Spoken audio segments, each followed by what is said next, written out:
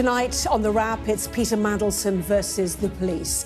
In an extraordinary statement, Peter Mandelson's lawyers say that his arrest was prompted by a baseless suggestion that he intended to flee abroad. The police have so far declined to comment, but the Foreign Secretary couldn't be clearer about what she thinks of her former colleague. I mean, how do you respond? It's just vile. It just makes me so angry.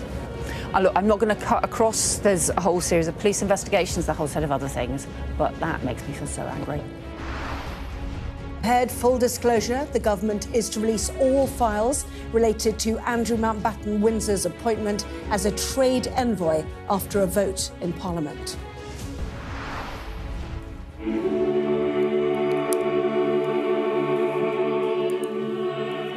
4 years of war, hundreds of thousands dead, and as many as 2 million injured. But Ukraine's President Zelensky says Russia has not broken them.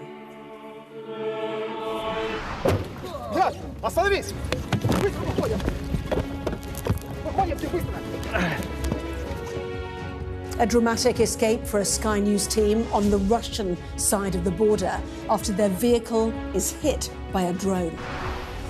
And the miracle of life. We hear from the first mother in the UK to give birth after receiving a womb from a donor who died.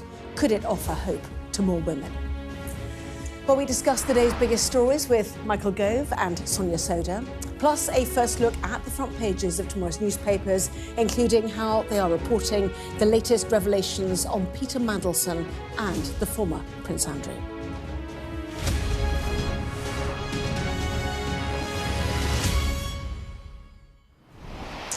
Well, hello, good evening. Good evening to Sonia and to Michael as well. Peter Mandelson's lawyers have gone on the attack tonight.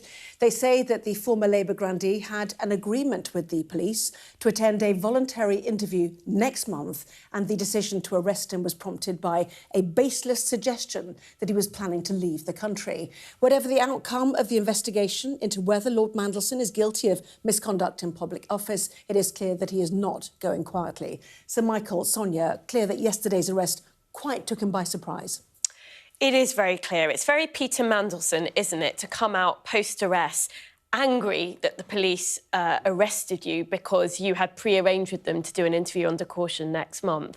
So, yes, he's certainly fighting back, shall we say, in the press. Michael? Yes, I mean, I think that the images of the arrest yesterday and the knowledge that Peter Mandelson was released in the early hours of this morning, and that there was briefing, of course, about that, will have more than discomforted him. He vigorously protests his innocence, and the idea that he would have to be arrested and the inference that he was preparing to flee, apparently, according to claims the police believe, to the British Virgin Islands, I think will have, for a man who's already down, hit him particularly hard. And Peter Mandelson famously, faced with a previous political reverse, said he was a fighter, not a quitter. I think it's pretty clear from the way in which he's handling this arrest that he is not someone who is going to go quietly. So let's read that statement then from Peter Mandelson's lawyers in full. They say, Peter Mandelson was arrested yesterday despite an agreement with the police that he would attend an interview next month on a voluntary basis. The arrest was prompted by a baseless suggestion that he was planning to leave the country and take up permanent residence abroad. There is absolutely no truth whatsoever in any such suggestion. We have asked the MPS for the evidence relied upon to justify the arrest. Peter Mandelson's overriding priority is to cooperate with the police investigation, as he has done throughout this process, and to clear his name. Well, John Craig, our chief political correspondent, has joined us. John, very Mandelsonian, one might say, to come out fighting in this way. But where did this information come from that he was preparing to flee, as Michael Gove just said, to the British Virgin Islands, which is not far away from the US Virgin Islands, of course, which is part of the Epstein estate? What a conspiracy theory that is. Our sources actually are telling us something similar, actually. As for where the allegation came from, that remains a mystery and is hotly disputed. Now, our sources say that, yes, Scotland Yard had planned to interview him under caution. It was expected to take place... Not now, Prime Minister, sorry. There's always one. Peter on the line. Where was that? Oh, yes, the interview was expected to take place in a fortnight, we're told. going through laptops, etc., is proving very time-consuming, we're told, by our sources. That it would not have required his arrest. Monday morning, everything changed. The Met were informed of claims that Mandelson was preparing, indeed, to flee Britain for the British Virgin Islands. Police conducted a series of interviews about the claims, then arrested him on Monday afternoon. And as you've said, Anna, it came as a complete surprise to him. So he was bailed in the early hours of Tuesday morning. That was about 1:15 a.m. Got back home about 2 a.m. Not clear if he had to surrender his passport, but we're told that's usually a condition of bail in such cases. Now, there was, talking of conspiracy theories, there was a suggestion that the reason for his arrest was that the Lord Speaker, Michael Forsyth, no less, used to be a thrusting young Thatcherite in your day, didn't he? He was, colleague. And now the Lord Speaker took over from John McFall only a few weeks ago. The Lord Speaker tipped off the Met Police and that Mandelson was about to flee. However, speaking to Sky News, Lord Forsyth has said this: any suggestion at all that the Lord Speaker, this is a spokesperson for him, any suggestion at all that the Lord Speaker received information about Lord Mandelson's movements or communicated any such information to the Metropolitan Police Service is entirely false and without foundation. So, as you've been discussing, it's a fight back from Lord Mandelson, isn't it? From his lawyers. But it does seem to be corroborated by what we've been told. Yes. And Michael, quite aside from the criminal investigation underway, we learned yesterday from Darren Jones in Parliament that not all of the documents would be forthcoming straight away. And now Stephen Swinford from The Times has suggested specifically what they will be. One, the Cabinet Office's due diligence report given to Keir Starmer prior to Mandelson's appointment, which detailed evidence about his friendship with Epstein, and that Mandelson stayed with in Epstein's New York apartment while Epstein was in jail for sex offences. And two, the follow-up questions that Starmer then put back to Mandelson, 3 of them, Stephen Swinford says, and Mandelson's responses, they will also be withheld because they could prejudice a potential criminal trial. What do you think about the fact that these critical documents will be withheld, potentially for months, potentially for longer? Indefensible. I can see no justification for the police withholding them. Parliament has voted for the release of these documents. It's a clear democratic will of Parliament that they should be shared, and I cannot believe for a moment that they would prejudice any criminal trial. I think that it's another example of the police, which we've seen sometimes in the past, putting what they believe to be the integrity of their process against the broader interests of democracy and justice. And I think that they should be challenged to justify and explain their reasoning, because ultimately Parliament is sovereign. Is there a danger, though, if you get a free-for-all on all these documents being released, that the quiet debate inside government no longer happens for fear that whatever you say will ultimately come into the public domain? And actually that is a hindrance, in fact, to the workings of government. There is a broader argument about making sure that advice which is given by civil servants to ministers should remain confidential so people can be frank and candid. But here there has been a clear and exceptional vote by Parliament because they consider that the whole issue of Peter Mandelson's operation and the way in which he conducted himself and the manner of the appointment was so serious and so concerning that exceptional means are required in order to investigate it.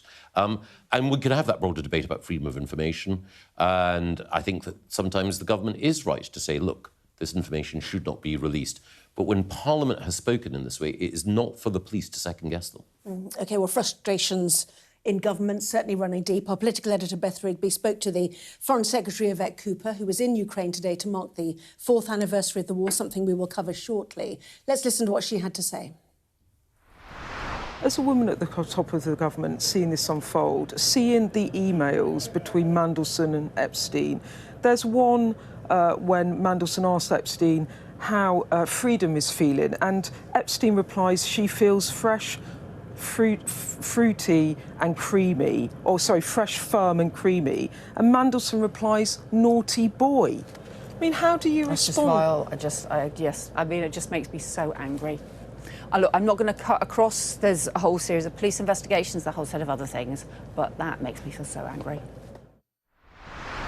Yvette Cooper went on to say that he should never have been appointed and that Mandelson is, in a sense, a distraction from the focus of those who deserve justice, which is women and girls. Well, it is and it isn't. I think we need to be quite clear that there are two sorts of groups of crimes, potential crimes that we're talking about here. One relates to Epstein's sex trafficking. The only person who is in prison for that is a woman, Ghislaine Maxwell, his accomplice. We know that Epstein trafficked these young girls, very vulnerable girls, to powerful men in his networks. We don't know who they are, and actually lots of names were redacted by the US Department of Justice. So Yvette Cooper is absolutely right that there is a whole set of queries around that are of great importance. I've written a lot about Virginia Giuffre, who very sadly took her life a year ago, one of Epstein's victims. They deserve justice and they deserve transparency, but that shouldn't be allowed to, to conceal the fact that there's also another question, which is around allegations around the transmission of confidential, market-sensitive information from the heart of government to Jeffrey Epstein. Now, we have seen emails from these files. We have seen emails relating to Andrew Mountbatten-Windsor, to Peter Mandelson. They are just allegations that are denied. People can look at the emails, though, and draw their own conclusions. But it's very important to understand there are two types of wrongdoing that are in question here. And absolutely right, we shouldn't lose focus on the victims, but neither should the government say, well, actually, there's nothing to see here because it's all about the victims, because that's just kind of using the victims for your own political, Yes, benefit, really. Worth reiterating again, Lord Mandelson, as you pointed out as well, denies all wrongdoing. You mentioned Virginia Giuffre. Certainly her brother and sister-in-law were amongst those who stood in Washington today ahead of the State of the Union address, which will now be attended by more than a dozen survivors of Jeffrey Epstein who've been invited by Democratic members of Congress. Today, the world will see Donald Trump have to face these survivors right there in the House gallery and answer for why ambassadors and princes have been arrested in other countries, but here in America, not a single investigation has been announced into the pedophiles and the predators of Epstein's horrific sex trafficking ring. He must answer for why the Department of Justice has still refused to release 3 million remaining files, and why they continue the massive cover-up of a depraved Epstein class. The pressure, it seems, from the survivors is still on those in the United States who have been named in these files and for whom nothing so far has happened, it appears. It's certainly the case that, as the survivor there said in quite a moving and powerful way, that when we have police investigations going on in the UK, whatever their flaws, at least justice is progressing. The contrast with the United States is quite powerful. So it has been the case that the Epstein estate and some of the commercial associations that organisations had with Epstein have resulted in some victims and some survivors receiving compensation. But what we have not seen are those who may have been directly involved in Epstein's criminal activity facing justice in the courts in the way that Andrew Mountbatten-Windsor and Peter Mandelson could potentially, if the evidence points that way. And of course, for victims and survivors, compensation for their suffering is one thing, but justice is another. Yeah, absolutely. Well, you mentioned Andrew Mountbatten-Windsor, the subject of much debate in Parliament today. The government has agreed today to publish all its files about the former prince's appointment as a trade envoy after the Liberal Democrats forced a Commons debate. Can there be many people more symbolic of the rot that eats away at the British establishment than the former Duke of York and Special Trade Envoy, and the former Business Secretary, First Secretary of State and Ambassador to the United States? Their association with Epstein and their actions on his behalf, while trusted with the privilege of public office, are a stain on our country. A man on a constant self-aggrandizing and self-enriching hustle. A rude, arrogant and entitled man who could not distinguish between the public interest, which he said he served, and his own private interest. You know, this was a historic convention-busting day where the third child of Queen Elizabeth II was finally fair game. Yeah, there's always been a very long-standing convention in Parliament that you don't criticise the monarch, and I think that's why MPs have been a bit loath to do it so far. But this was a Liberal Democrat Opposition Day debate. Very strong words, as we just said, not only from Edward Davey, the leader of the Liberal Democrats, but from Chris Bryant, who was responding for the government as the minister. I guess the question is that if we rewind 15 years, lots of people in politics weren't saying this about Andrew Mountbatten Windsor. In fact, Edward Davey was saying back then when he was a business minister in the coalition government about 15 years ago, oh, it was good. He did a great job for the country. So I think it's absolutely right that this is called out in Parliament, that there's proper scrutiny of how Andrew Mountbatten Windsor, as a member of the royal family, was offered this quite cushy job in government. Some people say there are allegations that actually Peter Mandelson was pushing for it and the current king was opposed to it, which tells you something, doesn't it, in terms of how the king may or may not felt about his own brother. But there is certainly questions, but I think it's important to remember at the time there were a lot of politicians who were quite in favour of this appointment. Well, indeed, and the substantive question today is how did Prince Andrew, as he was, get that job, flying around the world?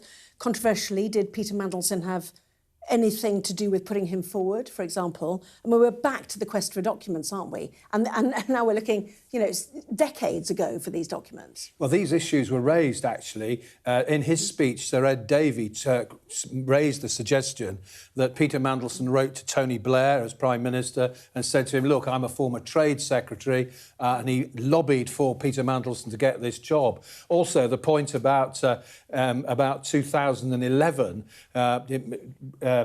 Chris Bryant, in his speech, talked about how he'd raised this as a shadow minister. And at the time, David Cameron and Theresa May had defended him. He talked about an MP, you may remember, the late Paul Flynn, the veteran left-winger who's now dead. And a Republican, to be fair. Indeed, as well. yes. Yeah. He raised this, and of course, that, as you say, the minister at the time was Ed Davey. But a lot of these issues were raised. Those two speeches we've just heard, they were the two opening speeches. They were very powerful. I think we were expecting an onslaught from Ed Davey, but I was struck by the venom, if you like, of Sir Chris Bryant, and who made the point that he'd campaigned against Andrew going back years and years. There was no vote. It went through on the nod, as they say, because the government wisely didn't make the same mistake as they made a couple of weeks ago when there was a Conservative move similar to this. And it all went through. Did you notice, though, very few MPs in the chamber, weren't there? Hardly any on the Labour side, not many Tories either. Obviously, Lib Dems, SNP, Plaid and so on, packed. There was some good speeches from the backbenches too. I mean, the whole point is that royals have been sacrosanct when it comes to parliamentary comment because they can't answer back. And at this point, fair to say that Andrew cannot say, by the way, I did a good job as trade envoy. We will never hear anything like that. I mean, 2011, what do you remember of this time? Cameron eventually, you know, told him he was no longer required. It was appointed by Tony Blair. Do you remember any of this, any of these conversations? I don't. No, I think. I mean, it will be fascinating to see when the documents are published what they reveal.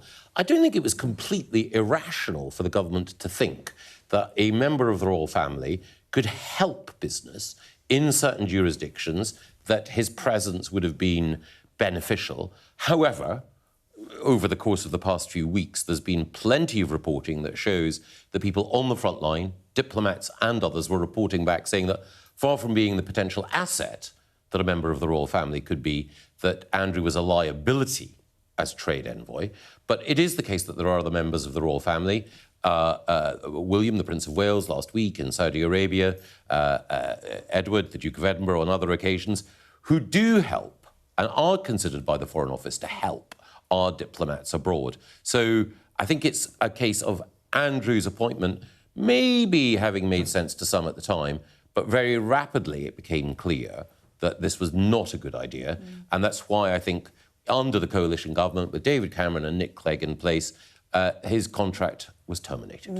Exactly. The reason this went ahead was because the Speaker gave a ruling that because he's no longer a royal, he was well, he didn't use the word fair game, but that's what MPs thought. And that's why there was the break with convention about not attacking the royal family, because he's no longer a royal. OK, John, we'll say thank you and goodbye to you for now. Thank you very much indeed for that, because we're going to move on to Ukraine, marking, of course, the 4th anniversary of Russia's invasion.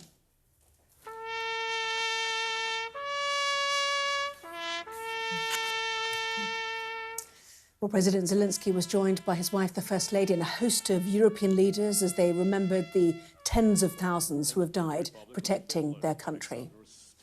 Ordinary people who, he says, formed living walls to stop the Russian tanks. He also released images of the now empty underground complex for the first time, from where he famously appealed for ammunition, not a ride. Putin has not achieved his goals. He has not broken Ukrainians. He has not won this war. We have preserved Ukraine, and we will do everything to secure peace and justice. And I really want to come here with the President of the United States one day. I know for certain only by coming to Ukraine and seeing with one's own eyes our life and our struggle, feeling our people and the enormity of this pain, only then can one understand what this war is really about, and because of whom, who the aggressor is here, and who must be pressured. Well, Sonia, 4 years. I mean, would anyone genuinely think the war would still be underway 4 years ago? The columns of tanks we remember coming from the north, the horrors of Mariupol. You know, so much has happened in that time. Well, Vladimir Putin certainly didn't think it would be going 4 years later, because reportedly he thought it was going to be over in days, that it would be a doddle for Russia, that Ukraine would just collapse, essentially, the democracy there.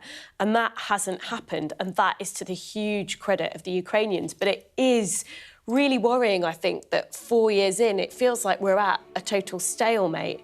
And hindsight is a fine thing, but I think looking back, we may one day say, well, we had an opportunity when we had President Biden in the White House to perhaps do a bit more to help Ukraine, so this war wasn't going to drag on and on in this incredibly painful stalemate that, as you said, has seen tens of thousands of Ukrainians lose their lives.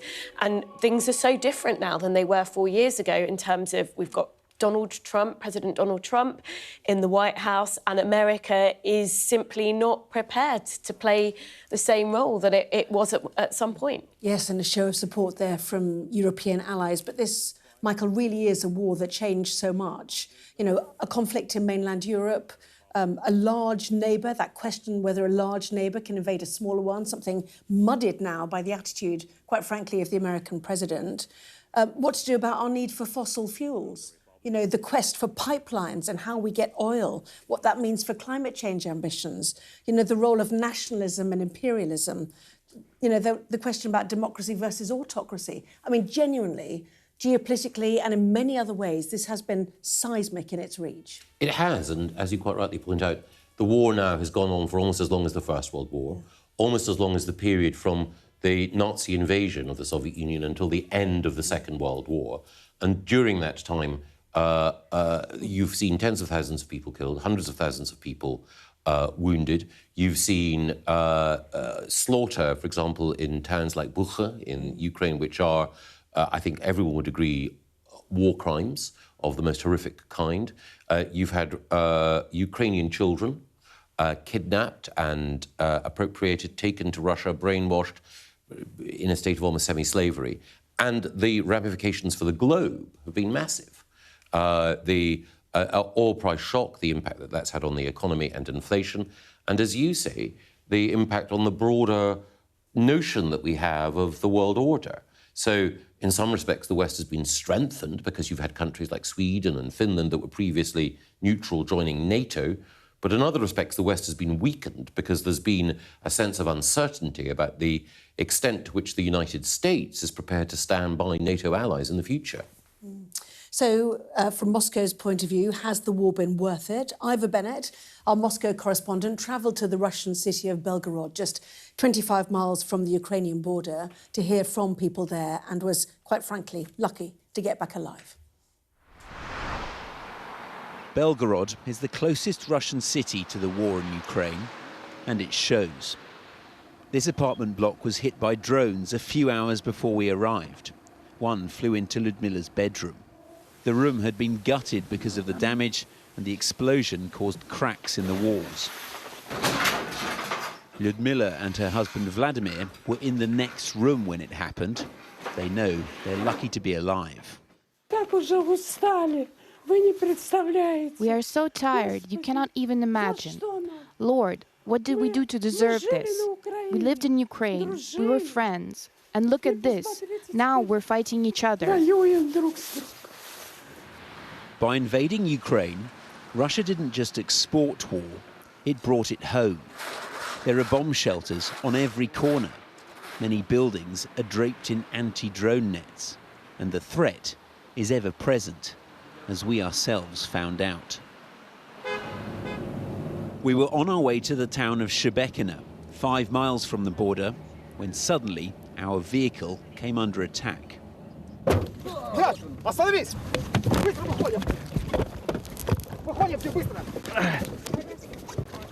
It had just been hit by a drone. We don't know why, but our car had become a target. Kamikaze drones are laden with explosives. They're designed to detonate on impact. For some reason, this one didn't. It was a terrifyingly close illustration of the everyday dangers. Like Moscow, Kyiv denies targeting civilians. But like in Ukraine, civilians here have been killed too. No one knows when this will end. Peace talks keep hitting a brick wall. Diplomacy can't find a way through. And even if there is a deal, and Russia comes out on top, many here may wonder whether it's all been worth it. Ivor Bennett, Sky News, Belgorod. Reflections there on 4 years of the war in Ukraine and the impact, obviously, just on the other side of the border in Russia. Well, plenty more still to come on The Wrap, including what is making the front pages of tomorrow's newspapers. Don't go away.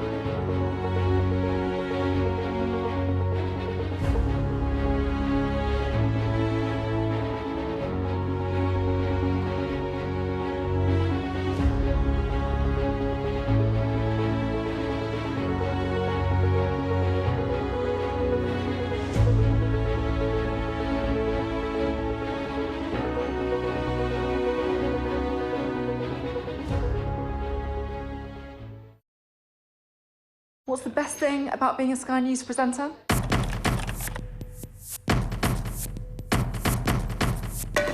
We've done the work and the reading, so you don't have to. Being a Sky News presenter. Hello and welcome. Westminster, the heart of British politics. I'm so sorry about what happened to you. So what on earth is going on? It's not true. Can I tell you what I think? It's really unusual. Mornings with Roger and Frost. Let's crack on. Let's get started. Well, time now to see what is making the front pages of tomorrow's newspapers. So let's start with The Guardian, which carries remarks from Peter Mandelson's lawyers, who have condemned the police for his arrest on Monday and claimed he was taken into custody only because detectives had wrongly believed he was about to flee the country. That story also leading The Telegraph, as you can see. Mandelson held to stop him fleeing Britain is their headline. And The Times, which says Scotland Yard was told on Monday morning of claims that Mandelson was planning to leave the UK for the Caribbean. Prince of Darkness is the Star's headline, with a picture of Mandelson after he was bailed in the early hours. The Eye's focusing on MPs backing a motion calling for the release of documents on Andrew Mountbatten-Windsor's appointment as a UK trade envoy. Get off your high horse, Andy, is the Sun's headline, with reports that Andrew has been banned from riding. Elsewhere, the Metro leads on a government crackdown on porn, with a ban on videos which normalise violence against women and girls.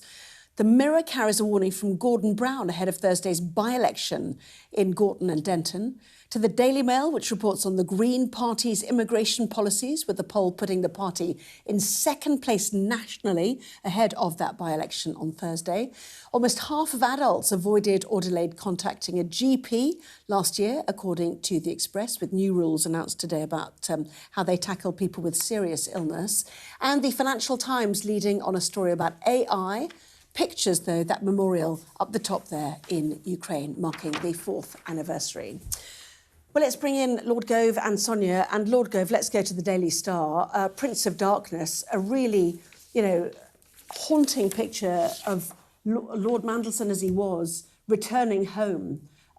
Prince of Darkness was, well, how did he get that name? Do we know? The epithet was coined during the Blair years, because Tony Blair famously said that his mission would be complete once he got the Labour Party to love Peter Mandelson. I don't think that's going well now. What he meant is that Peter Mandelson and the whole modernising crusade to change the Labour Party was a necessary step towards governing credibility. But for the traditional left in the Labour Party, Peter Mandelson was the arch manipulator, hence the Prince of Darkness. Now, of course, his dark reputation exists for another reason, which is completely different from what he did to the Labour Party. It's about what he did in government, both, it would appear, to help Jeffrey Epstein and to share secrets, so it's alleged, that were in his possession. And this image, like a number that we've had recently, including the one of Andrew in the back of that police car, show that the traditional snapper's trade, the press photographer's trade, remains as relevant as ever. Images like this arrest your attention, grab the front page, and fair play to the Daily Star's editor and sub-editors. The juxtaposition of the image and the headline certainly make it leap out from the newsstand. Yes, indeed so. The Times talks about the reason for the arrest, which is why his lawyers have issued this statement, pointing out that actually he was due to be interviewed by the police in 2 weeks' time, but they'd heard word that he was a flight risk. Yes, and you would think that most former government ministers who are now experiencing a period of disgrace, as Peter Mandelson is, you might just kind of slink away after you'd been arrested by the police, taken down to the police station, led out in the small hours of the morning, interviewed presumably under caution, because that sounds like it was the plan for next month. But Peter Mandelson has come out fighting. He's issued a statement through his lawyers, sounding very aggrieved about the fact that the police arrested him. He says that he had pre-arranged with them to be interviewed under caution, to go to the station voluntarily next month. The police say that they heard that he was a flight risk. They investigated those rumours and they decided, presumably on the basis of interviews that they did, that there was enough to them potentially that they should bring Peter Mandelson to the police station. Now, it's not clear exactly where those rumours came from. He clearly feels extremely annoyed about them because they have generated, again, another iconic image and video footage of him being arrested at his home yesterday afternoon. Gosh, it feels like it was a week ago. Time goes really fast. But yeah, and obviously it's not good for his already very damaged reputation, because the rumour is that he was planning to flee to the British Virgin Islands. Which he's denied. Which he is denied.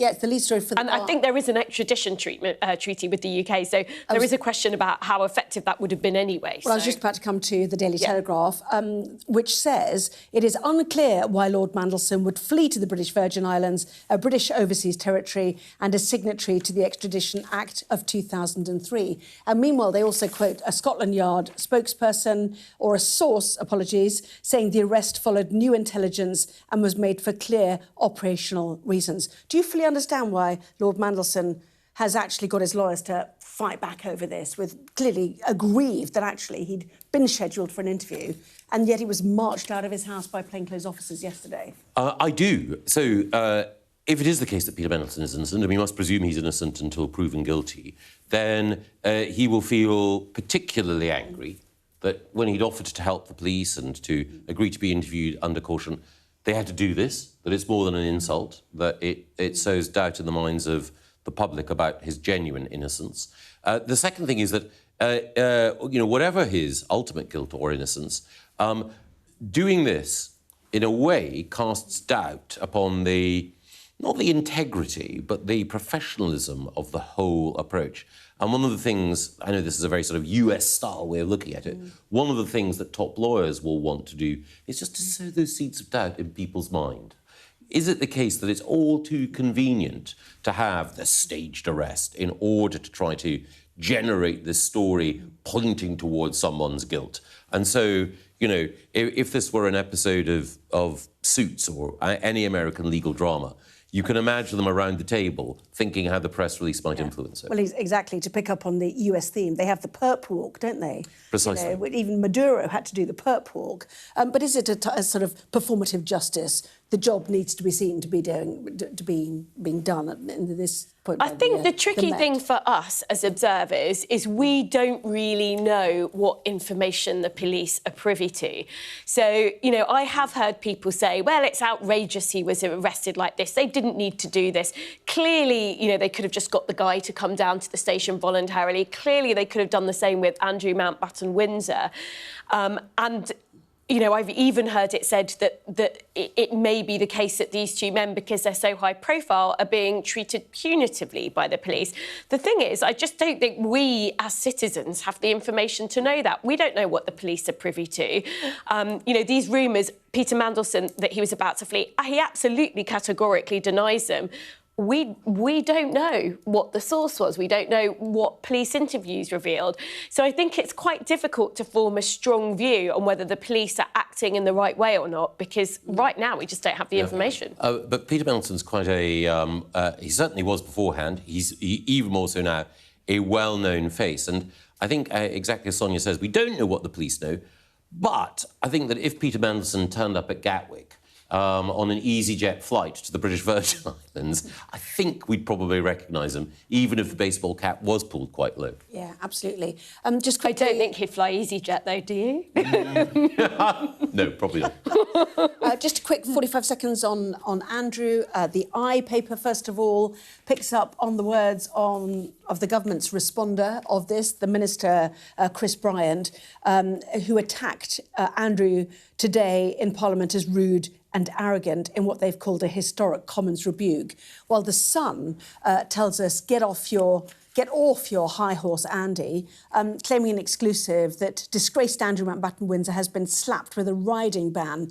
Royal aides fear him being seen grinning on horseback as a bad look. We're back to the imaging of this, really, aren't we? And what it looks like to members of the public. Yes, and it's certainly been the case that in the past Andrew Mountbatten-Windsor has not followed the advice, often wise advice, that other members of the royal household have given him. I don't know whether or not he would. It was certainly the case, I think, that when he was living near Windsor Great Park in the Royal Lodge there, that those images of him on horseback made him seem inevitably haughty, privileged and out of touch. His exile to Norfolk, I think, would have made it more difficult for those pictures to be taken, more difficult for people to see him in that position. But I can completely understand why those who are thinking about the broader health and integrity of the institution would think that the less he's seen, the better. Yes, absolutely. I'll come back to you in just a moment. Do you want to bring in our correspondent now? Because we're going to talk about Donald Trump, who is set to deliver his State of the Union address to Congress later on this evening. David Blevins joins us from Washington. I mean, this all comes at such an interesting time, doesn't it, David? You've got the tariff reversal, you've got the Epstein survivors there, you've got the threats of Democrats not showing up. You know, what can we expect tonight, do you think? Well, Anna, I hope you've had some coffee. It's going to be a very long night.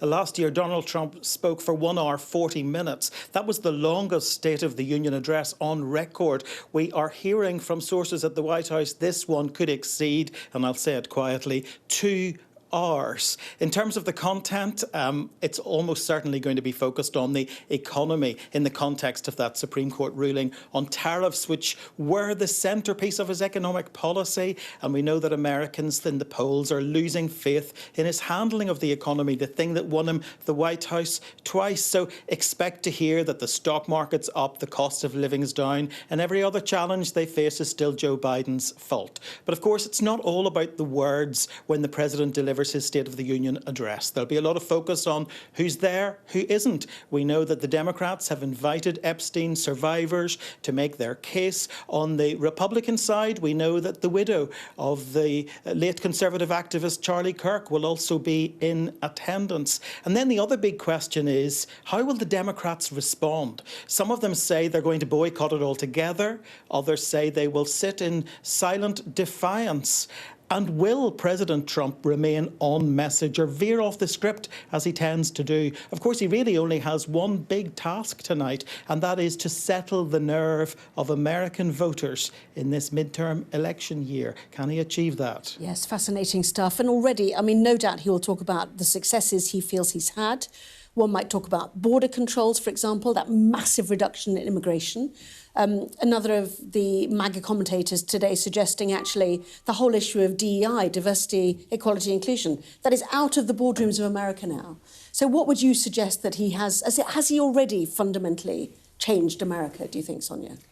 I think there's no question of that. He's absolutely changed America's role in the world. Not as much as sometimes I think people sometimes like to portray, because I think there have been hints of in recent American administrations that aren't Donald Trump, that America was starting to withdraw from its role as the world's policeman. But he absolutely has changed that. There's no question about it. But I also wonder if, I think in recent months, and if you look at the sort of placards that you get at the rallies in the run-up to the next set of elections, there's a lot of wish projection going on there from Trump. So, you know, he talks about prices being down, wages up. That's not actually stood up by the economic data.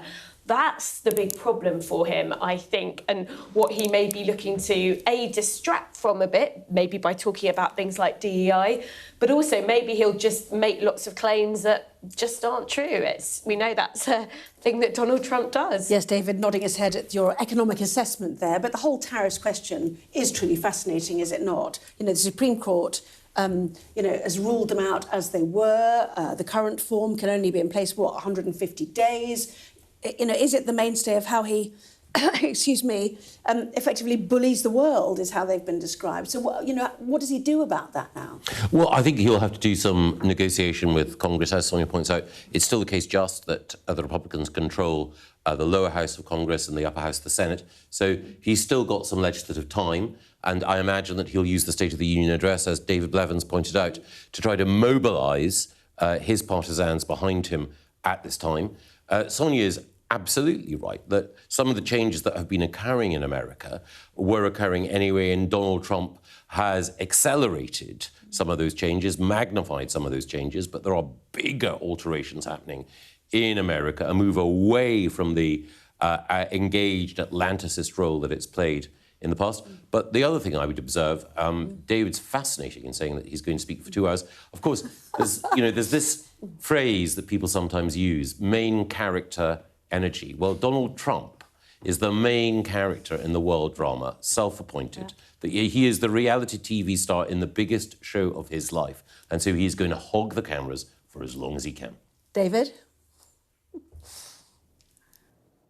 Yeah, well, he'll do his best to achieve that, certainly. He knows this is his big night of the year, when he's an opportunity to sit down with the American people, tuning into primetime television, and set out what he's achieved, what he hopes to achieve going forward. And this is a critical moment for him to do that, given that his midterm election year and that he's not doing so well in the polls. Of course, that explains why most of the agenda tonight will be about what's going on here at home, the domestic agenda in the United States. But I think we can expect him to use some big foreign wins, like that audacious military operation in Venezuela. He's probably going to frame that as an example of how he's making America stronger. And then there is the other elephant in the room, given what's happening in the Middle East right now. The biggest build-up of US military since the invasion of Iraq in 2003. Virtually impossible to envisage him getting through a speech that could be 2 hours long without saying something about Iran. Yes, absolutely. 9 p.m. your time, David, I think, isn't it? 2 a.m.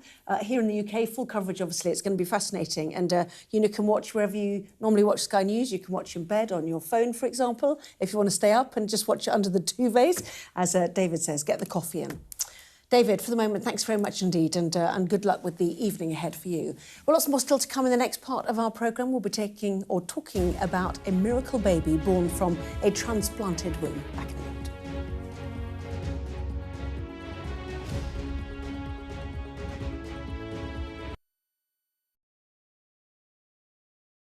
Well, hello, and thank you for watching tonight on The Wrap.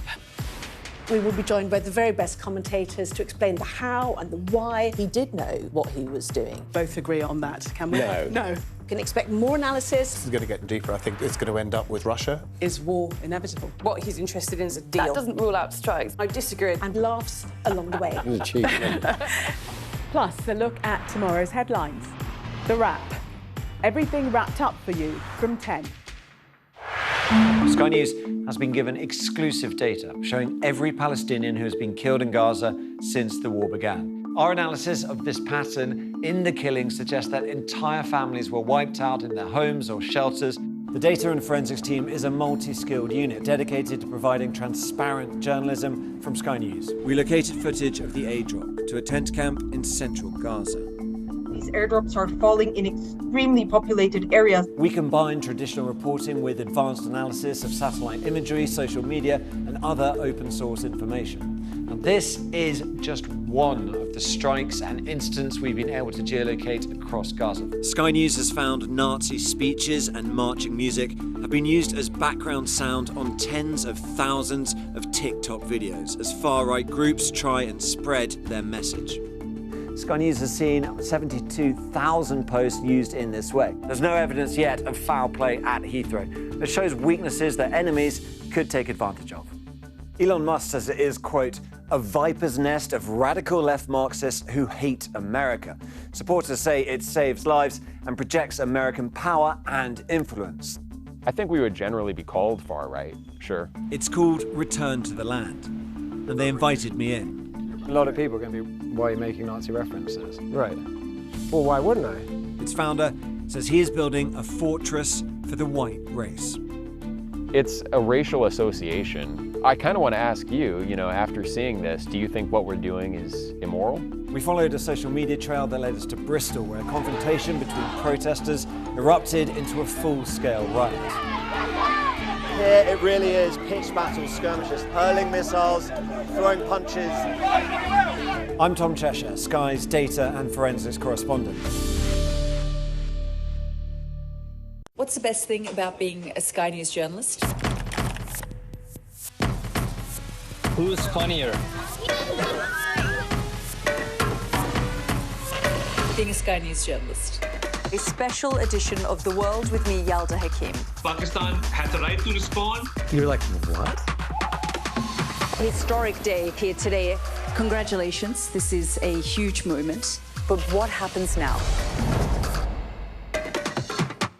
The best thing about being a Sky News journalist? They call him the king of the jungle. Being a Sky News journalist. Yusra Al-Baghir has this report. And this is what's left of it. As a woman of colour, how did the Harris campaign speak to you? People risk their lives to speak to us for this report. Mr. Zuma, Sky News. We're trying to see as much as we can. Well, now to a story that was on the front pages of some of today's newspapers, or last night for us. A mother who has become the first woman to give birth after receiving a womb donated by someone who died. Well, today we heard from her and the surgeons, in fact, who helped bring about this miraculous birth. I remember there was lots and lots of people in the room running round. I was holding Steve's hand at the time, and yeah, I remember the drapes coming down. Bryony said, "Get ready, he's coming," and yeah, I remember trying to peek over the drapes, and he finally got put in my arms, and this is just what everyone has been working so hard to achieve. Also, other aspect though, which the patient felt very strongly, was this huge debt to the donor family, that this had been able to come about by the process it had done. The transplant itself was quite straightforward. She stayed in hospital for a week as expected. She had very few complications. The circumstances wasn't a straightforward quick birth. We were in there for an hour or two first, and then eventually they said, "He's almost here." And then when he came over the curtain, it was just sort of overwhelming emotions. I felt like I wanted to cry but couldn't. From where we started to first meeting to where we are today with Hugo is nothing short of a miracle, really, after everything we've been through. For me, I'm the happiest I've ever been in my life. It really is medically miraculous. You think about the blood that's required to make a womb function, and that it is transplantable in order to create life. Really extraordinary. Do you have some ethical concerns about this, though? Yeah, I mean, obviously no one's going to look at those parents who are so over the moon to have their baby. Wanting a baby is a really basic human instinct, I think. So no one's going to not feel happy for them that they've got what they so desperately wanted. But I do think there are ethical questions around some of these procedures. I mean, this wasn't a living donor. There has been a womb transplant that's taken place before using a living donor. I'm very ethically concerned about that because there are huge risks, first of all, to the donor from extracting a womb, but also actually the transplant itself, receiving the transplant. I think they were very lucky in that case that there weren't complications. It's major surgery, comes with all the risks of major surgery, comes with the risks of rejection. And I guess I would just ask, fertility, it's important. Lots of people have problems with fertility. There's a lot that society can ethically do to help people overcome those challenges. But I do think that sometimes as a society, for example, I think surrogacy is another case of ethical question marks, where you just have to say, I think that's actually going a bit far, and maybe somebody's taking too heavy a medical risk with their own body. Yes, I think one of the cases you're talking about was a case in Scotland where the donor was actually the mother's sister. Yes. So clearly they'd had family discussions about it in terms of, breaching ethics about this sort of thing. But I mean, what do you feel about this? Because the joy on their parents' face of baby Hugo there is absolutely wonderful to see. You can't help but be delighted for the couple concerned. Sonia's perspective on these questions, I think, is one of the most thoughtful of anyone writing at the moment. Sonia's written incredibly thoughtfully about questions about the beginning and end of life, and both in her previous time as a columnist for The Observer, but also with her new Substack. So I would say for anyone who's engaged with these questions, then Sonia is the person to follow. I certainly do, and I take my cue very often from her writing on this, because there are very, very few people who give as much thought to it as she does. Gosh, I'm blushing. Not sure too much to make about that, but yes, there you go. Both of you, stay there. Lots more still to come in the next hour. Right now, let's take a look at the weather. You're looking happy. Well, the forecast looks good. So you've sorted the travel insurance then? All Clear Travel Insurance sponsors Sky News Weather. Yes, we'll let Sonia blush her way through this. So it is looking mild all week, with rain and strong winds at times, primarily in the north and west. Much of Ireland, Northern Ireland and Western Scotland will have a wet start tomorrow, but elsewhere it will be mainly dry. Southern Britain will be at risk of fog patches, which may bring some early travel disruption. That fog, though, will lift through the morning. There'll be some brightness for central and eastern England, best in the southeast. The rest of Britain will be rather cloudy, with some rain, most persistent over Scotland. Meanwhile, Northern Ireland will see further rain. Ireland will turn more showery by lunchtime. All Clear Travel Insurance proudly sponsors Sky News Weather. Well, coming up, more on the Lord Mandelson investigation as his lawyers hit back at the police. We return in a moment.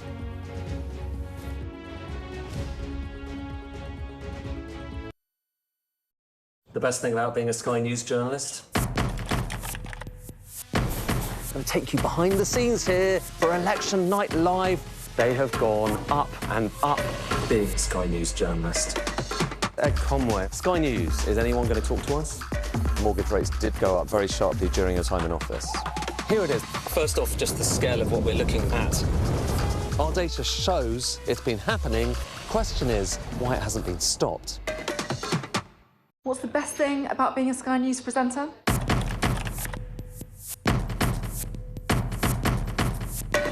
We've done the work and the reading, so you don't have to.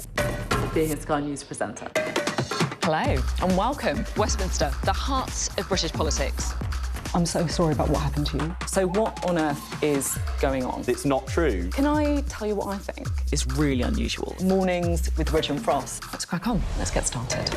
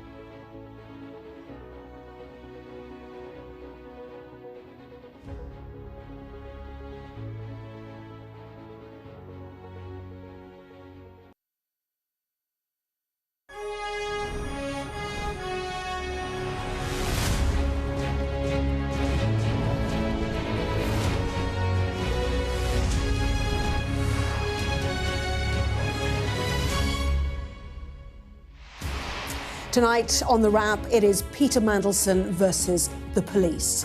In an extraordinary statement, Peter Mandelson's lawyers say that his arrest was prompted by a baseless suggestion that he intended to flee abroad.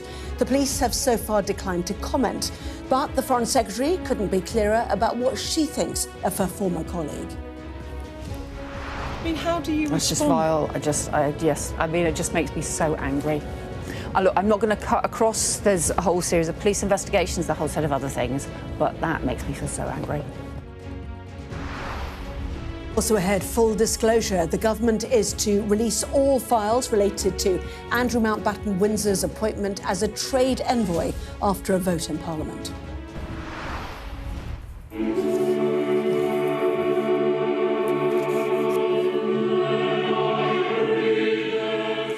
4 years of war, hundreds of thousands dead, and as many as 2 million injured.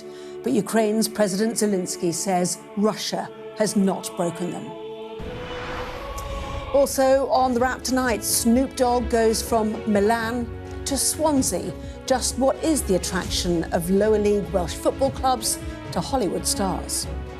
Well, we discuss the day's biggest stories with Michael Gove and Sonia Sodha, plus a first look at the front pages of tomorrow's newspapers, including how they're reporting the latest revelations on both Peter Mandelson and the former Prince Andrew.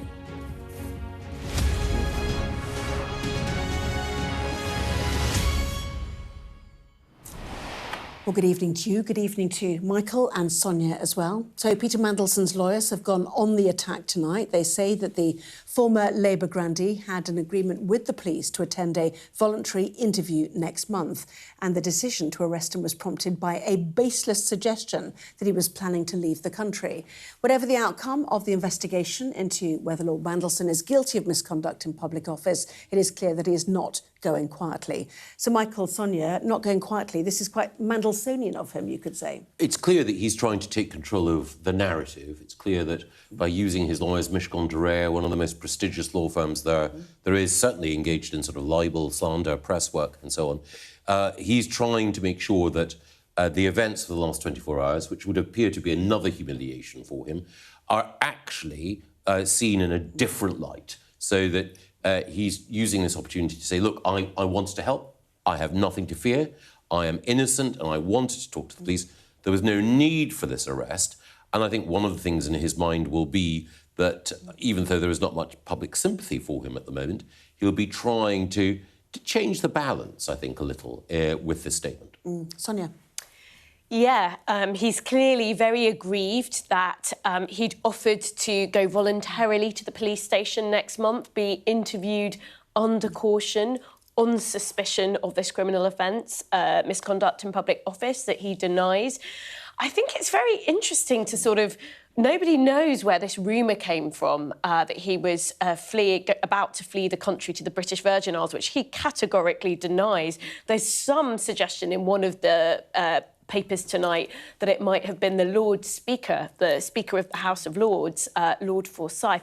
Again, he categorically denies that. So it's very interesting to know where this might have come from. But the police say, well, we heard this, we investigated it, we did some interviews, and we decided on the basis of that we had to go and arrest Peter Mandelson and take him to the station. So, yeah. Well, let's have a look, shall we, at that statement in full from Peter Mandelson's lawyers. They say Peter Mandelson was arrested yesterday despite an agreement with the police that he would attend an interview next month on a voluntary basis. The arrest was prompted by a baseless suggestion that he was planning to leave the country and take up permanent residence abroad. There is absolutely no truth whatsoever in any such suggestion. We've asked the MPS for the evidence relied upon to justify the arrest. Peter Mandelson's overriding priority is to cooperate with the police investigation, as he has done throughout this process, and to clear his name.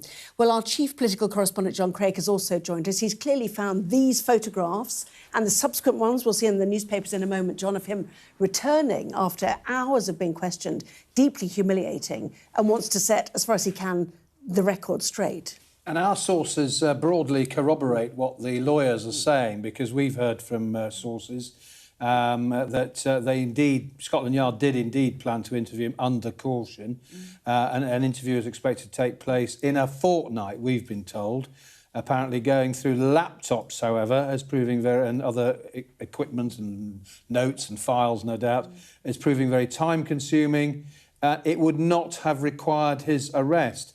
But on the Monday morning, everything changed, we've been told. The Met were informed of these claims that he was prepared to flee Britain for the British Virgin Islands. So at that point, police conducted a series of interviews about the claims, then arrested him Monday afternoon, as we know. It came as a complete surprise to Mandelson, we've been told. He was bailed in the early hours of Tuesday morning. That was around about 1:15 a.m. He got home about 2 a.m. It's not clear if he had to surrender his passport, but we're told that's usually a condition of bail in such cases. Now, Anna, you've mentioned this, Sonia, you've mentioned this bizarre claim about the Lord Speaker being involved. This is Michael Forsyth, former Tory cabinet minister, real Thatcherite in his younger days, but he's become quite an accomplished chair of committees in the Lords. That's probably why he got the job of Speaker a couple of weeks ago.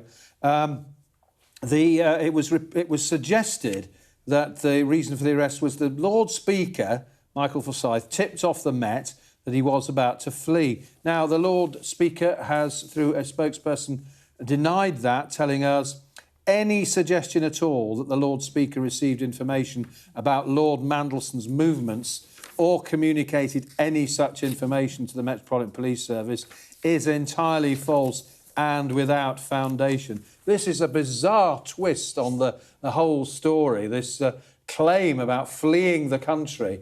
And as we've heard from Mishcon de Roy, he wants to clear his name. The last part of their statement talks about how he wants to cooperate, his priority is to cooperate, and to clear his name, his lawyers say.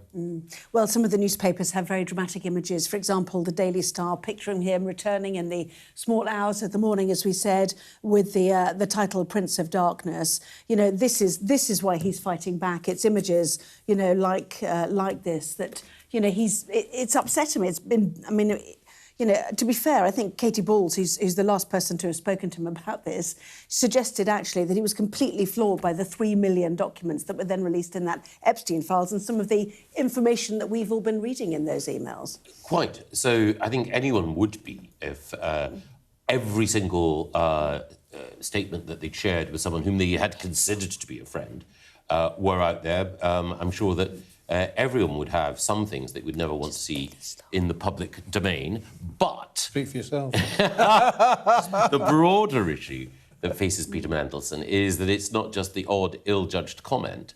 It is the allegation that the material that he shared when he was business secretary after the banking crash was hugely commercially valuable, and that it was shared with Jeffrey Epstein in a way that was completely out of kilter with the obligations that he had to cabinet colleagues. Allegations, of course, that he denies. I'm going to These are all allegations. Yeah. He steadfastly denies them, but that's the meat of it. So, you know, viewers at home, anyone around this table, might think less of him for off-colour comments, but these are just matters of taste. The question of criminality relates to these allegations. He vigorously contests them. OK, fascinating. You can see the Prince of Darkness there, a moniker that he earned during, well, was it even before the Blair years? Or it was when he was Labour's spin doctor under Neil Kinnock. That's when he first became to prominence in politics. Back in the 80s. As we all know, he worked in TV, and then he became Neil Kinnock's Director of Communication in the 80s. Gave Labour the Red Rose, didn't he? Remember those being tossed around at Labour conferences? I think we were both at school at the time. You might have been, I wasn't. I wasn't even born. Really? No, I wasn't. That's just wishful thinking. And of course, the claim is he, along with Brown and Blair, was one of the architects of New Labour. The third man. The third. That's what he called his book, wasn't it? Yeah, his autobiography. So yes, I mean, it was, of course, when John Smith died in 1994. Of course, was it going to be Blair or was it going to be Brown?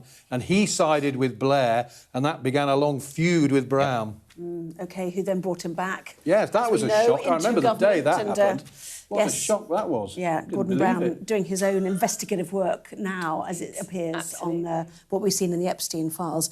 In the meantime, we know this is frustrating for some of those in government. For example, the Foreign Secretary, who has spoken to our political editor, Beth Rigby, in Ukraine, went there to mark the 4th anniversary of the war, something we will come to shortly. Let's listen to Yvette Cooper then. As a woman at the top of the government, seeing this unfold, seeing the emails between Mandelson and Epstein, there's one when Mandelson asked Epstein how Freedom is feeling, and Epstein replies she feels fresh, fruity and creamy, or sorry, fresh, firm and creamy, and Mandelson replies, naughty boy. I mean, how do you respond? Just vile. It just makes me so angry. Look, I'm not going to cut across. There's a whole series of police investigations, a whole set of other things, but that makes me feel so angry. Yeah, Sonia, that felt heartfelt, did it not, from Yvette Cooper? It did. And I mean, I think a lot of people hearing the content of those emails will feel just really kind of, it's just a bit grim, isn't it? I think Yvette Cooper was right in her interview to remind us all that there are some really vulnerable victims who are young girls who suffered sex trafficking at the hands of Jeffrey Epstein. The men who were involved in that, who he trafficked women for, we don't know their names today. We don't know who they are. We don't know the extent of their involvement. That is all still very much yet to work its way through the US justice system, and it seems to be going at a snail's pace. There were lots of redacted names, one would assume, in order to protect those men in the files that the Department of Justice released in relation to Andrew Epstein. So I think it is really important to remember that those victims are at the heart of it. But equally, there are also some really important questions for us here in the UK as well as all the sex trafficking, which is around the extent to which these allegations of communication of market-sensitive information from the heart of the British government to Jeffrey Epstein stand up. Indeed so. The focus on other documents too, which is when we're going to get the information about how and why Lord Mandelson was appointed to be UK ambassador to Washington. There will be delays in that. For example, follow-up questions we're not going to get. We're not going to get the substantive Cabinet Office due diligence report, which was given to Keir Starmer, including that Mandelson had stayed in Epstein's flat while Mandelson was in jail on sex offences. How do you feel? I mean, all of it is to protect any police investigation. Is that the right approach, do you think? No, I don't think it is. I think the police are wrong to say that some of this material should be withheld. Parliament's voted very clearly for it all to be published. I think it's in the public interest. It's actually in the government's interest to get it all out there now, and then for people to draw appropriate conclusions about the judgment of those who were involved in this process. It may mean that some people emerge actually with their reputation enhanced because they asked some of the right questions, but rather than have this long and corrosive delay that only leads to further questions and doubts about integrity in high office, get it out now. So in your view, should the government fight the police request to not publish all of this material? I think Parliament should say to the police, look, we're very grateful for the work that you do, but sometimes it's our responsibility in the public interest to say that this material needs to be shared. And we are confident that when it comes to trial, if it comes to trial, that a jury will be able to make up their mind fairly. Yeah. The Intelligence and Security Committee may do that, because the words of the motion that was passed a couple of weeks ago was quite clear. The only things that should be exempt were matters of national security or, I think, international relations, wasn't it? So, in a different context, Sir Chris Bryant said in the House of Commons today, regarding other material the Lib Dems demanded, if it's embarrassing for the government, who cares, he said. And I think both of you are right. And I think that we know that sometimes the police, they do not have the broader public interest in mind when they make these decisions. They tend to be incredibly risk-averse about where that line gets drawn. And I think Michael's right. There's a risk here. You know, we're living in a time where actually public faith, the public's faith in political institutions is pretty low. To make it even seem like there may be a cover-up here could be quite damaging, I think, to the relationship with voters. Well, let's move on to what you were mentioning, this substantive question to get more documents, in fact, about how Prince Andrew got his job as trade envoy, and controversially also, did Peter Mandelson put him forward for that role. Well, the government has agreed today to publish all of its files. Let's listen to what happened in the Commons. Can there be many people more symbolic of the rot that eats away at the British establishment than the former Duke of York and Special Trade Envoy, and the former Business Secretary, First Secretary of State and Ambassador to the United States? Their association with Epstein and their actions on his behalf, while trusted with the privilege of public office, are a stain on our country. A man on a constant self-aggrandizing and self-enriching hustle. A rude, arrogant and entitled man who could not distinguish between the public interest, which he said he served, and his own private interest. Yes, and Lord Gove, it is shocking to hear those words. It makes the front page of the Eye there. It is a historic convention-busting day, isn't it, for the royal family? Yes, and the Speaker of the House of Commons had made it clear that since Andrew was no longer a member of the royal family, that it was now not just open to, but appropriate for MPs to discuss his appointment and indeed the way in which he discharged his duties. And Sir Chris Bryant, one of the Commons' more, one of the stronger debaters actually in government ranks, certainly didn't hold back and made it clear how he felt personally. And I think he probably spoke for many people in government who felt that whatever the reasons for Andrew's original appointment, he certainly had not been an asset to this country in the role. Can I just ask you, I mean, 2011 is when he lost that role.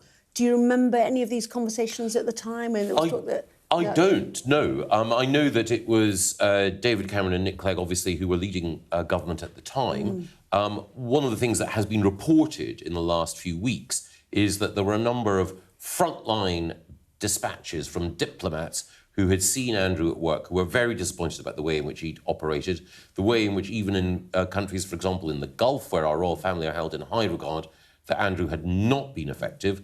These were not partisan people. These were our ambassadors there. So it was pretty clear that the feedback was negative, and therefore he was no longer the asset that he might once have been considered to be. But in that debate, Sir Chris Bryant, who opened for the government, said that David Cameron and Theresa May defended Andrew back in 2011 when he raised the questions about Andrew in a debate, actually. Well, no, he talked about the Labour MP Paul Flynn, now dead, veteran Labour left-winger, and Republican, as you pointed out. That does feed into why people are asking certain questions, doesn't it? But the government at the time was supporting him, but clearly Cameron, I don't know, ran out of patience with him, I'm not sure. But this has been raised before. But I think one of the things that really struck me about that debate, we were expecting the onslaught from Ed Davey, but the ferocious onslaught from Sir Chris Bryant was what was really striking.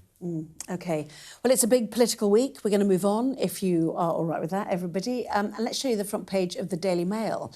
Greens plan to hand illegal migrants free house, a wage and NHS care. They say, beware... I can't read it, actually, it's so small. Beware the green menace, I think it says, doesn't it? So it's a fascinating week. We've got a by-election coming up. We've got another newspaper which talks about reform, which is The Mirror, which we'll come to very shortly.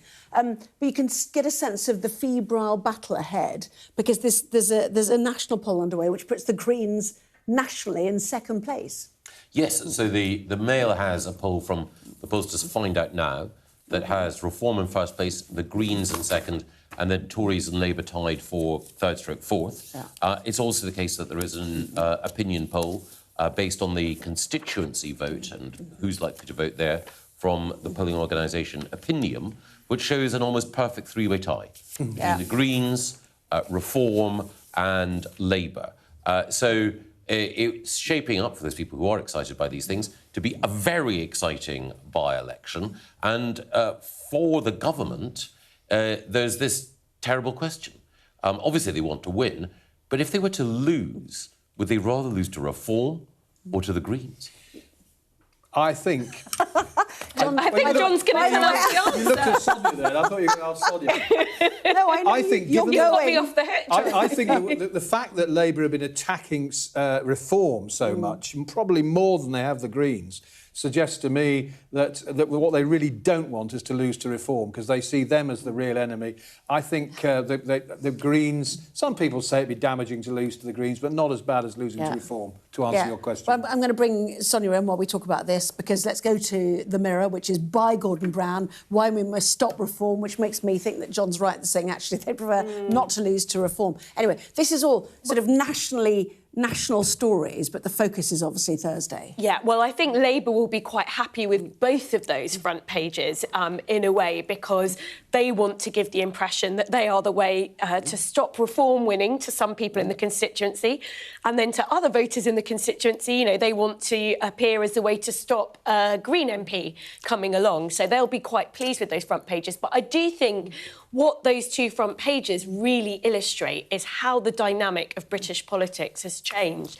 So we always used to live in a two-party world where, under first past the post, the force was really to push our two main parties to compete for votes in the centre.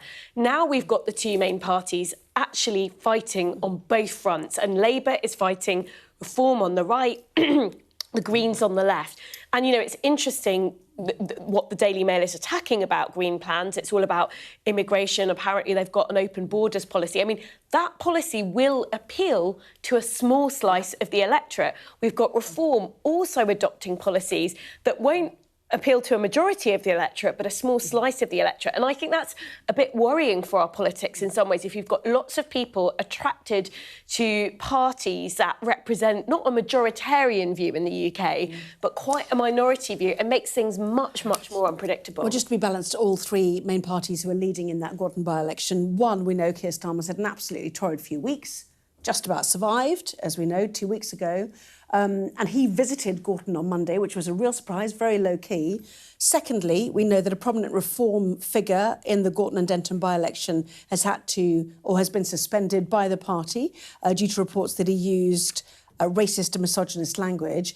And Labour has come out criticising the Greens in Gorton for pulling on the Gaza string, going around saying Labour must pay. So you get a sense of why the parties are seeing this as really critical. And does it matter who wins for the momentum as we go into the May elections? Yes.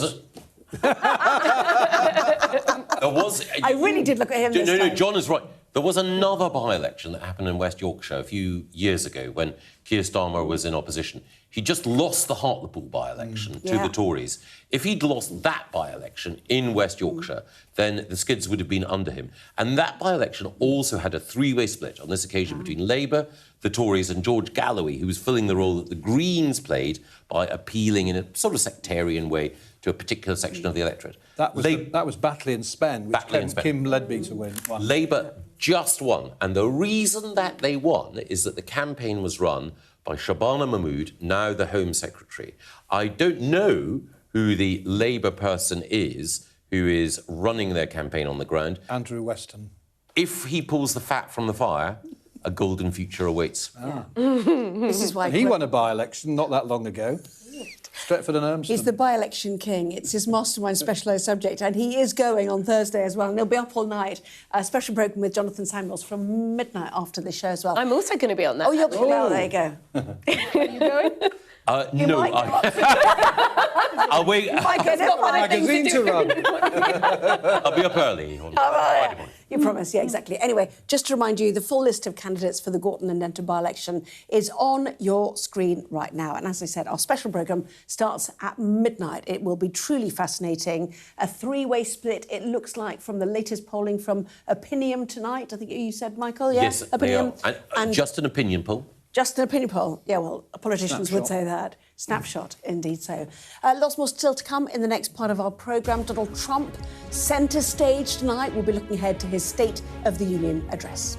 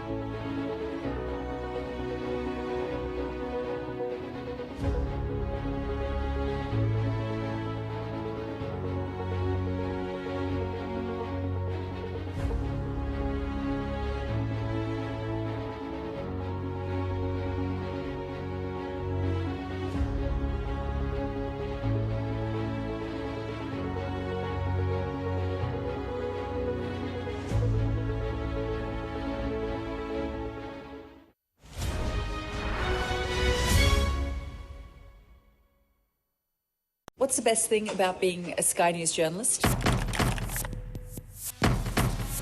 Who's funnier? Being a Sky News journalist. A special edition of The World with me, Yalda Hakim. Pakistan has the right to respond. You're like, what? Historic day here today. Congratulations, this is a huge moment. But what happens now? The best thing about being a Sky News journalist? They call him the king of the jungle. Being a Sky News journalist. Yusra Al-Baghir has this report. And this is what's left of it. As a woman of colour, how did the Harris campaign speak to you? People risk their lives to speak to us for this report. Mr. Zuma, Sky News. We're trying to see as much as we can. The best thing about being a Sky News journalist? I'm going to take you behind the scenes here for Election Night Live. They have gone up and up. Being a Sky News journalist. Ed Conway. Sky News, is anyone going to talk to us? Mortgage rates did go up very sharply during your time in office. Here it is. First off, just the scale of what we're looking at. Our data shows it's been happening. Question is why it hasn't been stopped. So it is the State of the Union address. We're expecting to hear from Donald Trump at 9 p.m. Washington time. That's 2 a.m. in the morning. Sure you're all staying up for that. Let's bring in David Blevins, who joins us from Washington. Always fascinating. David, what can we expect tonight? Yes, Anna, a big night always. The State of the Union address carried on primetime television, all US networks. It's the President's opportunity to give them an annual report, really, constitutionally based, and all the more important because we're in midterm election year, and right now the Republicans are holding on to the House of Representatives by just one seat, so they're going to be hanging on his every word tonight. I think we can speculate it's going to be mainly about the economy, given the context of that ruling last week by the Supreme Court to strike down the global tariffs, which are right at the heart of his economic policy. Also, polls show that Americans are losing faith in Trump's handling of the economy, which is extraordinary because it was the very issue that put him into the White House not once, but twice. Of course, it's not always just about the words. There'll be a lot of attention paid to who's there, who's not. We know the Democrats have invited Epstein survivors to be in the chamber to further their case. We know that the Republicans have invited Erica Kirk, for example, widow of the conservative activist Charlie Kirk. It will be about the domestic agenda because this is midterm election year, but I think we can also safely speculate that the president will frame some big foreign wins like the capture of Nicolas Maduro in Venezuela as things that are making America stronger. And given how things stand right now tonight in the Middle East, the biggest build-up of US troops there since the invasion of Iraq in 2003, I think people are going to be listening closely to what the president has to say about Iran. Yes, and just looking at those pictures, I mean, orientate us if you can. Is that the famous rotunda? And is it, set as a stage like that, not just for the press, but for the guests that you've mentioned who've been invited? It is exactly the rotunda on Capitol Hill. You can see the media gathered there in significant number to see who arrives, because, as I say, who shows up and how they participate or do not participate is part of the story. Some Democrats, for example, say they will boycott this event altogether. Others say they will sit in defiance. Will we, Anna, have another Nancy Pelosi moment? Remember 2020 when she famously tore up Donald Trump's speech behind him just after he had delivered it? All the pressure, though, tonight is on Donald Trump. Will he stick to the script? If he does, it may be rather boring. Will he veer off script, shoot from the hip, so to speak, as he often does? Because then it could get lively. Ultimately, his task tonight is simply to try and reassure American voters as they head into this midterm election. David Blevins, thank you very much indeed. A long night, I know, for all of you. Long speech. He's the centre of his own universe and ours, it feels, doesn't it, Donald Trump? Absolutely. And this could be almost the high point of his presidency because, as David points out, he has very tenuous control over Congress, just one seat. He may well lose it in the midterms. At the moment, he still has months literally just a few months to push through the rest of his agenda. So he will want to give it as much welly as possible. And he knows also that the tariff rebuff, the Supreme Court voting by 6-3 to say that his tariff moves were unlawful, that will have, in the eyes of many, been a blow to him. He will want to show that he's coming out fighting. Yes, indeed. And actually what he's brought in instead can only last, 10 to 15% of time. Yes. Can only last for 150 days before it needs the approval of Congress, which takes us back to the fact that eventually the midterms are absolutely critical for any sitting US president. That's right. And it may sound weird to say it, given the different politics, but he's facing a very similar problem to the problem that the Labour government is facing here, which is that, all of a sudden, after you're elected, you find yourself as the incumbent with a stagnant economy. Things are not heading in the right direction in the US economy, as David Blevins just said. Trump, at all his rallies, he has people waving these placards saying, wages up, prices down. That's just not actually borne out by the data. It's not what American voters will be feeling.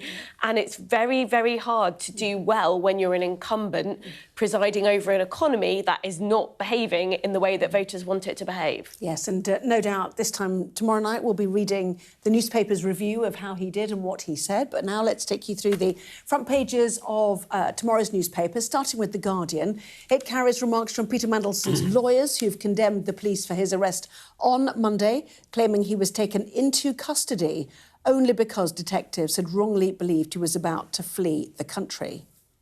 That story also on the front page of The Telegraph. Mandelson held to stop him fleeing Britain is their headline. And The Times, which says Scotland Yard was told on Monday morning of claims that Mandelson was planning to leave the UK for the Caribbean. Prince of Darkness is the headline for The Star, with a picture of Mandelson after he was bailed in the early hours. We've flicked off it, but let's show you the Eye, which is about Andrew. Eye focusing on MPs backing a motion calling for the release of documents on Andrew Mountbatten-Windsor's appointment as a UK trade envoy. Get off your high horse, Andy, is the Sun's headline, with reports that Andrew has been banned from riding. Elsewhere, the Metro leads on a government crackdown on porn with a ban on videos which normalise violence against women and girls. The Mirror carries a warning from Gordon Brown ahead of Thursday's by-election in Gorton and Denton, why we must stop reform. The Mail reports on the Green Party's immigration policy with a poll. Oh, it's flicking on again. Anyway, I'll continue on the Mail just quickly with a poll putting the party in second place nationally ahead of that by-election. And you can see the Daily Express, almost half of adults avoided or delayed contacting a GP last year. And the Financial Times leads on a story about AI, but pictures that memorial in Ukraine.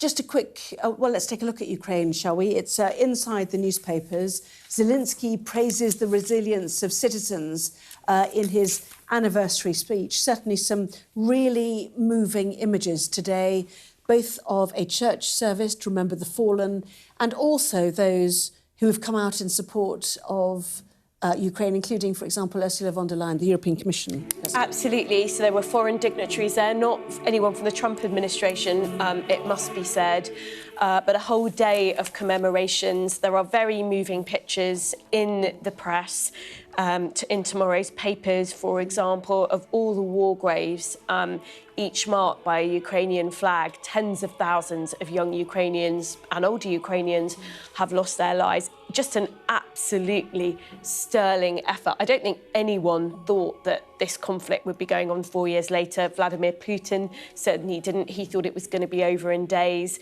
But yeah, I think it's a very grave moment for everyone in the West.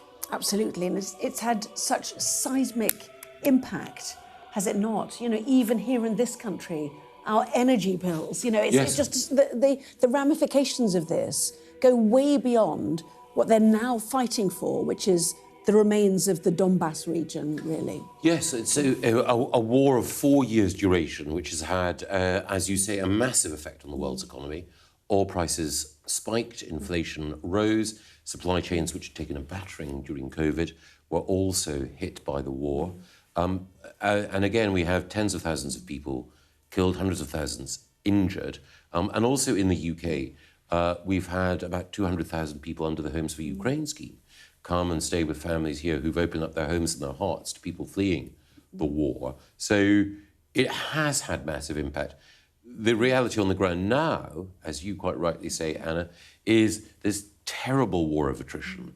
There's some indication that actually Ukraine has been taking ground in the last few weeks, but nevertheless, it's a huge amount of blood spilt over a few square miles. Yes, and we know Keir Starmer co-hosted another online meeting of the Coalition of the Willing. But also, the US did put its name to a G7 statement, which said on the 4th anniversary of the Russian invasion of Ukraine in 2022, we, the leaders of the G7, reaffirm our unwavering support for Ukraine in defending its territorial integrity and right to exist, and its freedom, sovereignty and independence. This comes at a time when it felt that Trump's negotiators was putting pressure on Zelensky to accept giving up the Donbass in order to achieve that elusive peace with Russia. Well, I think that the fact that the US has signed that G7 statement is hugely positive. I think the problem is that we know that the Trump administration is quite erratic. So one side of the administration may be doing and saying one thing and giving one set of signals. Other bits of the administration may be doing another. And it depends what side of the bed Donald Trump gets out of that morning, where the US's policy actually ends up. So I think it's positive, but it doesn't mean that we can bank that the US has sort of resiled from that position, which is that we need peace as soon as possible. And if that involves Ukraine ceding vast swathes of territory to Russia, so be it. I went back into Ukraine and met people because you have to go in by train in Poland, who are leaving from Bucha, which we now know was so horrific. A horrific war. And one mother was saying that they were caught in a no man's land in a little tiny bit of forest just outside Bucha. Their hands clamped over their children's mouths to stop them screaming because they were surrounded by Russians. And even that moment, I mean, I've got shivers thinking about it now. You know, we need to remember the resilience of the Ukrainian people and the horror that has beset them. You know, you think about what happened in Mariupol. In fact, an extraordinary photograph on the front page, I think it's of the Times newspaper tonight, yes. Picturing one of those women who was so famously pictured during this conflict. We're all trying to find the newspaper now, aren't yes. we? And there she is. Exactly, yes. I mean, just look. I mean, look at the resilience just of her, and the picture below, if you zoom in on the picture of her injured, which was on our front pages, you know, what feels like years ago now. Yes, and the onslaught that the Russian forces unleashed against Ukraine, as you mentioned earlier, and it was supposed to see Ukraine crumble within days. They didn't, but the Ukrainian people have suffered so much, and Elena Kurylo's picture there is a symbol of their resilience under the most appalling pressure. Absolutely, and I think it's a very grave reminder to us all that all the things that you take for granted in a democracy, in a liberal democracy, they can end up being quite, you know, they slip from your fingers. Yeah. Absolutely. It happened in Ukraine. There are other countries around the world. Look at, you know, Iran in the 1970s, for example. Not a democracy, but... Yeah, and you know, the Ukrainian people know they're fighting for their freedom, and that's what they keep reiterating. So plenty more of the newspapers coming up next. We'll be looking at more of the top stories in just a moment.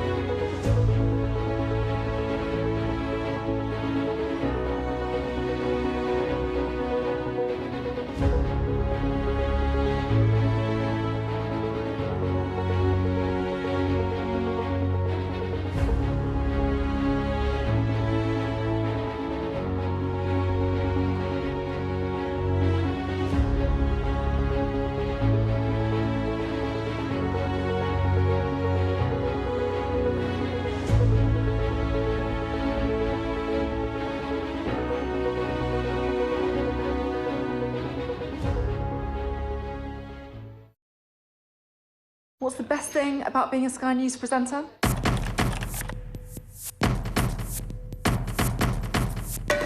We've done the work and the reading, so you don't have to. Being a Sky News presenter. Hello and welcome, Westminster, the heart of British politics. I'm so sorry about what happened to you. So what on earth is going on? It's not true. Can I tell you what I think? It's really unusual. Mornings with Richard and Frost. Let's crack on. Let's get started.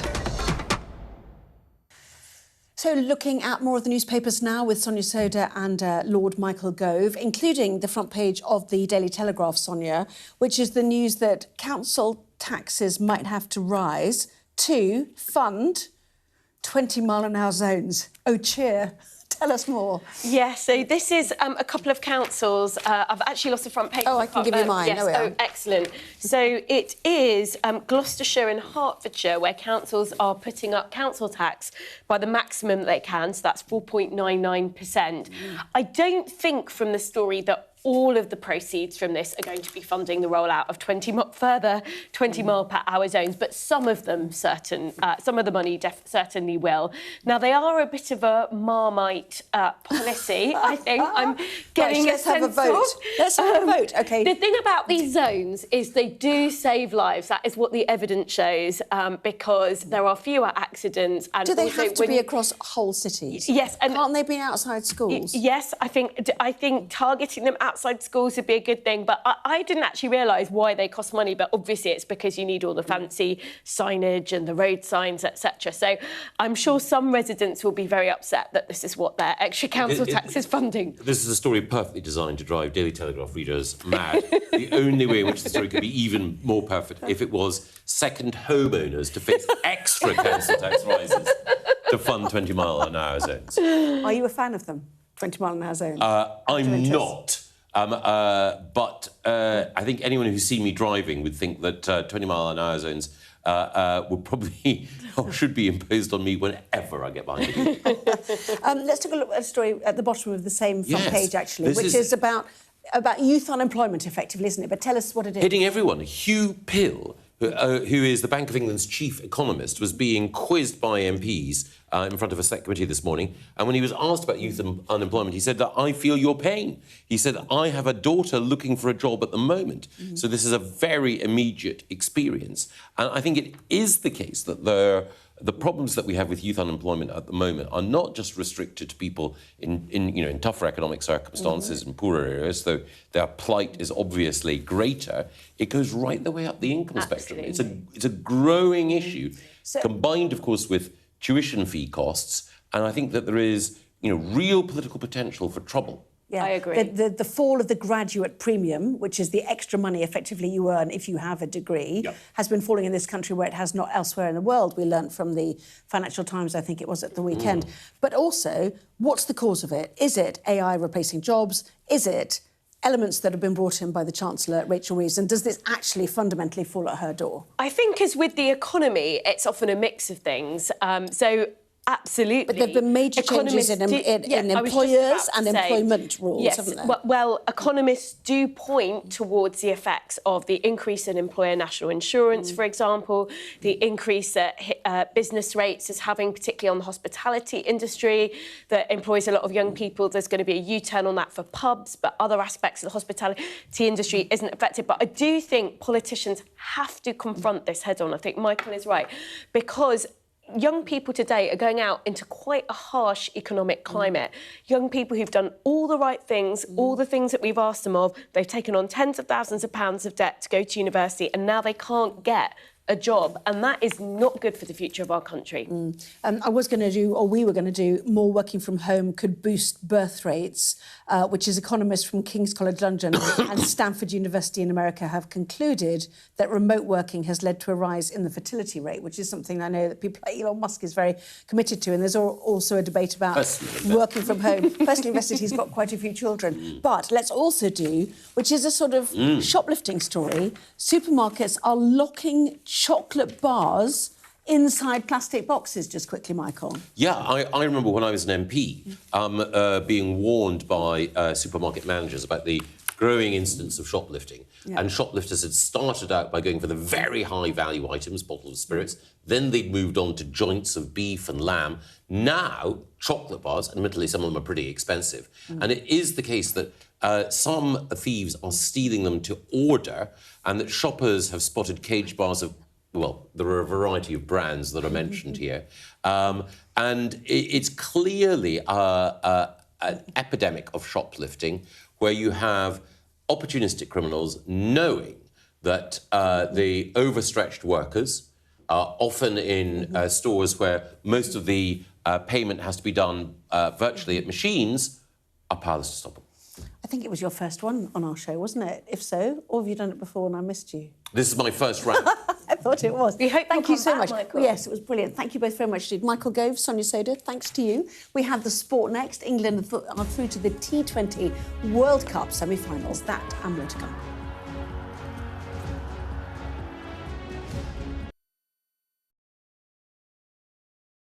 Well, hello and thank you for watching tonight on The Wrap.